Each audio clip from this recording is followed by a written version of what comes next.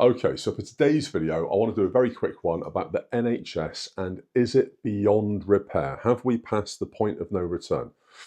So, in a nutshell, Britain's NHS, it was once a source of pride. It was something that was literally revered within the UK, and it was looked upon with jealousy pretty much from every other country in the world.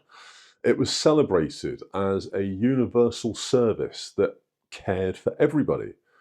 But, and there is always a but, in 2025, and also a bit before, the picture has begun to look a bit dark. And you couple that with long waits, with overwhelmed staff, underfunded departments, money that's mismanaged or misappropriated or simply not given. And the phrase, it's safe in our hands, feels more like rhetoric than it does reality. And I think we can agree that the left, the right, the red, the blue, whoever's at it really for the last 30 years has massively fumbled the ball, and it's got us to this point. I don't think that any one particular political party or person is at fault. I think it's just a chain of catastrophic failure that we've been led to believe is safe. So the first point I want to make is that the capacity is collapsing. Now, hospitals are famously struggling with bed shortages. That was evident during the pandemic, if not any other time.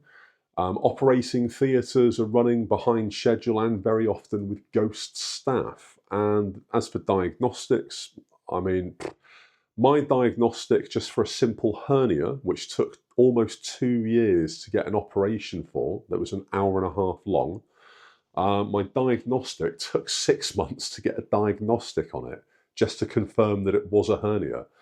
So I was left with like a proboscis sticking out of my belly button for about 6 months before I could even get it sorted. So it's mental. It is absolutely mental. And the diagnostics obviously delay everything else that follows afterwards. So millions, and by millions I mean in actual fact 7.3 million people are on NHS waiting lists, and at least 3 million of those are for their first diagnostic appointment. And that literally spells doom if you want to get anything sorted quickly without going private. The system can no longer absorb the demand. And it's only going to get worse as the population increases for one reason or another.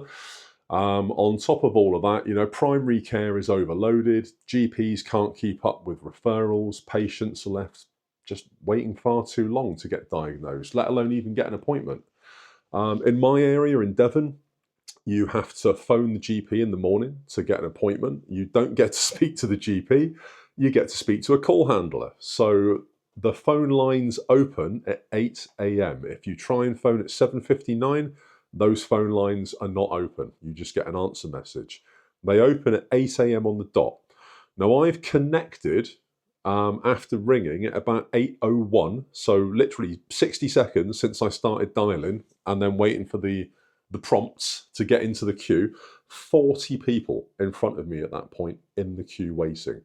And that constant waiting then took almost an hour to speak to a call handler, who then said a GP may call me back that day if they get round to it. They're very busy at 8:01 in the morning already. And I didn't get a call that day. I actually got a call. It was about 4 hours into the next day. So it was around kind of 11, 12 o'clock the next working day that I got a call to come in for an appointment later that day. So not only did I take a day off work to get my appointment, hoping it was that day, I also had to take the next day off work because that was the day of the appointment, and I had no idea when it was going to be. So it's mental. It's affecting people with far more serious conditions than I had. You've got people that are waiting for mental health diagnosis, people that are waiting for cancer screening and stuff like that, people that genuinely need an expedient service, and they're not getting it. So the second point to this is that funding is necessary. It is, of course it is. You'd be green to think it's not, but it's clearly not sufficient. So yes, money has been poured into it, but there are massive inefficiencies everywhere. Funds have been mismanaged. Procurement processes are just wasteful. Resources are often, the most expensive option, which is ridiculous as well. And the infrastructure is outdated. And you combine that with staff shortages, and also they're underpaid. Let's not forget that. And no amount of funding can immediately fix this. It needs reform. You need to train new doctors and nurses, and this takes years. You need to invest in people that are already there at junior level and get them up to speed, get them up to snuff, and then they will be the future of the NHS instead of wanting to go elsewhere because their wages are shit and they get a better offer from the private sector. Meanwhile, as well, morale is low. Burnout is high. These people are massively overworked, and the retention, of course, because of this, is dropping. Some staff leave the NHS entirely and they go private, or they just go into another realm of work.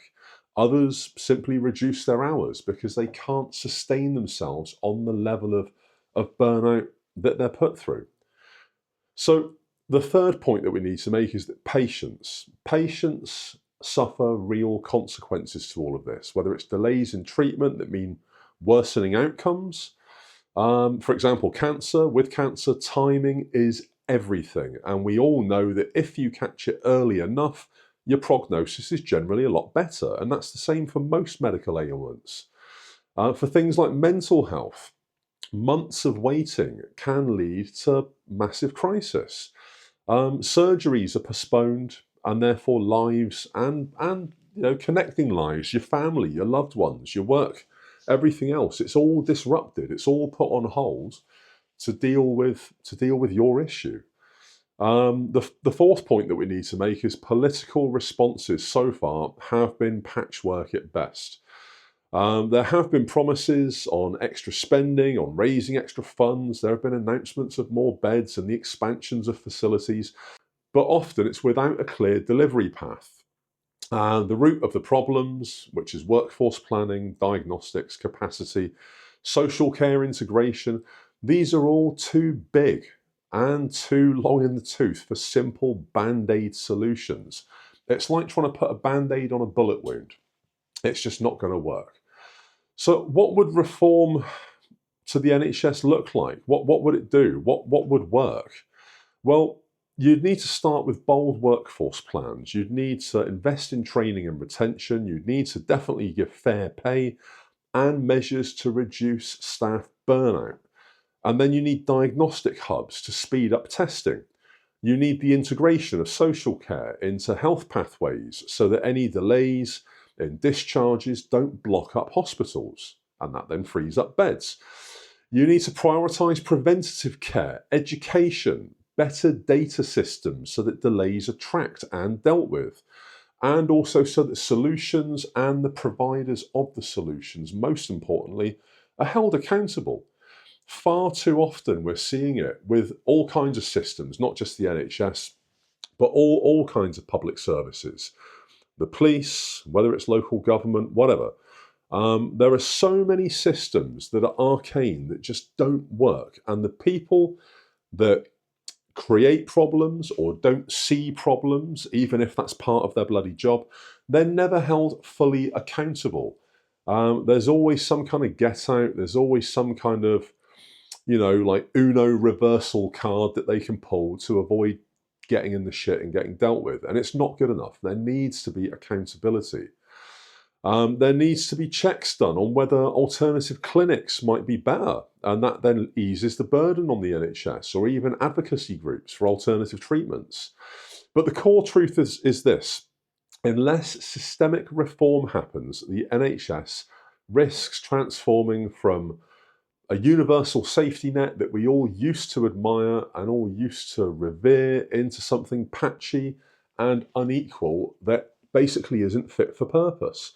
So what are your thoughts on this? Is the NHS in its current state fixable, or do you believe that we need a sweeping reform of all of the systems at play and also the funding in order to not save the system that we've got, but create a better, fairer system that works for everybody that needs it? Thoughts below. Very keen to find out. YouTube is going to put another video there. Like, follow, subscribe, ring the bell, all that jazz. That'd be massive. Another one tomorrow. Goldman. Peace out.